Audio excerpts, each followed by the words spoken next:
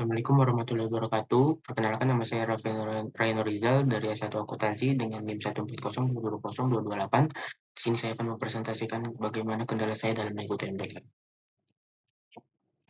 Untuk latar belakang saya mengikuti kegiatan BKM ini yaitu didasari dengan kesadaran saya akan pentingnya kompetensi digital learning yang semakin krusial di era transformasi digital ini.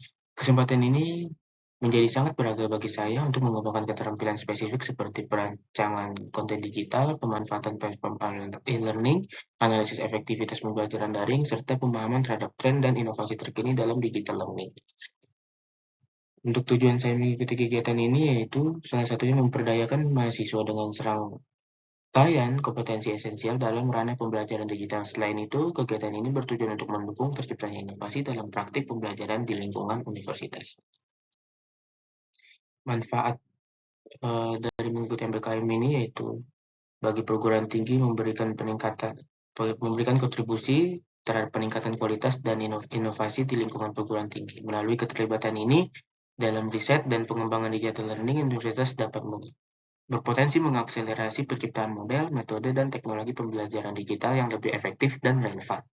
Untuk saya sendiri yaitu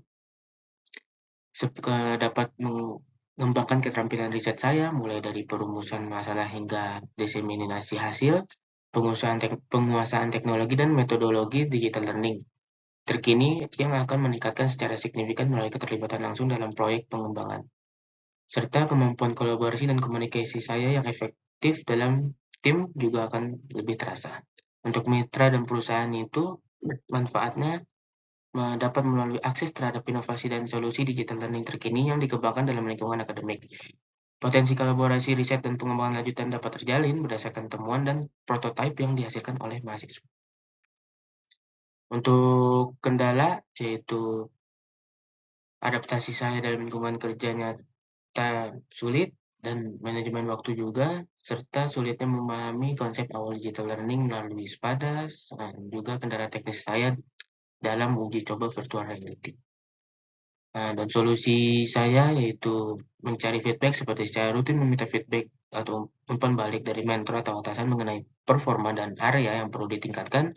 Yang kedua itu teknik time blocking, yaitu mengalokasikan blok waktu spesifik untuk tugas penting dan minimalisir gangguan selama periode tersebut. Yang ketiga itu studi kasus atau contoh praktis seperti mencari contoh implementasi digital learning yang sukses atau fitur-fitur SPADA yang telah digunakan untuk membantu visualisasikan konsep.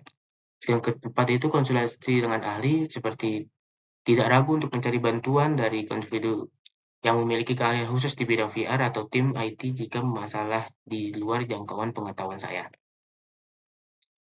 Dan untuk kesimpulannya yaitu kegiatan ini merupakan sebuah inisiatif yang sangat relevan dan bermanfaat bagi mahasiswa, khususnya dalam konteks perkembangan pesat teknologi pendidikan dan kebutuhan akan konten pembelajaran digital yang inovatif dan inklusif.